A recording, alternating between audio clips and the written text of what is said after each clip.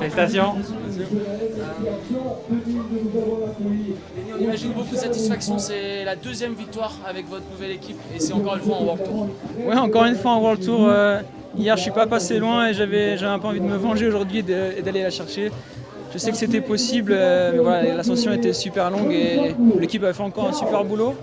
Et voilà, j'ai réussi à conclure à la fin, donc très content. Racontez-nous tactiquement comment vous la jouez. Déjà cette ascension, vous l'avez dit, elle est longue, elle s'est montée sur un gros rythme. Comment vous gérez ce duel avec Joao Almeida?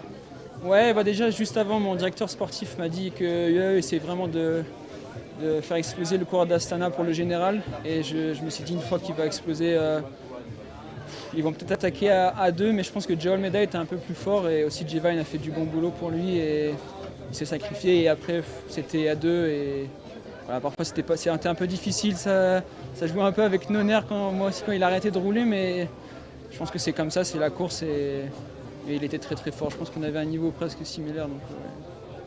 Votre directeur sportif parle du classement général, vous y pensez, il y a quelques secondes d'avance seulement sur Joao Almeida avant le chrono de demain?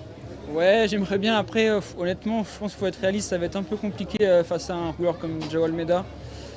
Donc voilà, pour moi, si demain, après le chrono, je finis sur le podium au général, je suis très content. Et voilà, la victoire, je pense que ça va être un peu limite, mais de toute façon, je vais tout donner, on ne sait jamais. Mais déjà, avoir une victoire d'étape, c'est mieux que le général pour moi. Enfin, pas que de gagner le général, mais de faire un top 5 au général. Donc très content. C'était l'objectif de la semaine, il est accompli maintenant, c'est que du bonus, c'est ça ce qu'on se dit? Ouais, bien sûr, j'aime bien jouer le général, mais j'ai un peu cette âme où je préfère aussi presque plus jouer la gagne, avoir cette sensation de gagner. Donc voilà, si le général vient avec, ce serait cool. On avait parlé ce matin avec Jack Haig et il m'avait dit que. Il vous avait dit de ne pas vous affoler, c'était une très longue ascension, vous avez gardé ce conseil en tête tout le long? Ouais, bien sûr, j'essaie de me concentrer, vraiment me focus sur moi-même et pas craquer, pas essayer de trop penser comment sont les autres. Et voilà, c'est une longue ascension, il faut bien gérer, c'est un bon combat mentalement contre soi-même parce que c'est super long et on peut vite craquer si jamais on a des gens qui sont pas top. Donc ouais, bonne concentration et j'ai réussi à conclure à la fin. Vous l'aviez repéré cette étape, vous en aviez entendu parler?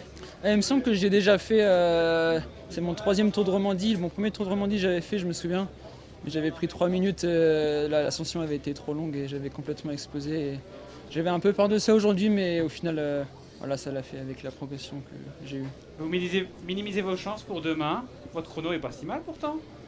Ouais, c'est pas si mal, mais je pense que face à des coureurs comme Joao Almeida, c'est un peu limite, c'est vraiment des gros rouleurs. C'est des grimpeurs comme moi, mais qui sont un peu plus lourds. Mais on ne sait jamais, de toute façon, je vais tout donner, faire ça à fond et on fera les comptes à la fin. Combien de temps de préparation au chrono vous avez accordé durant cette année, durant cet hiver? Pas mal, plus que l'année dernière. Donc voilà, en espérant que ça se voit peut-être demain.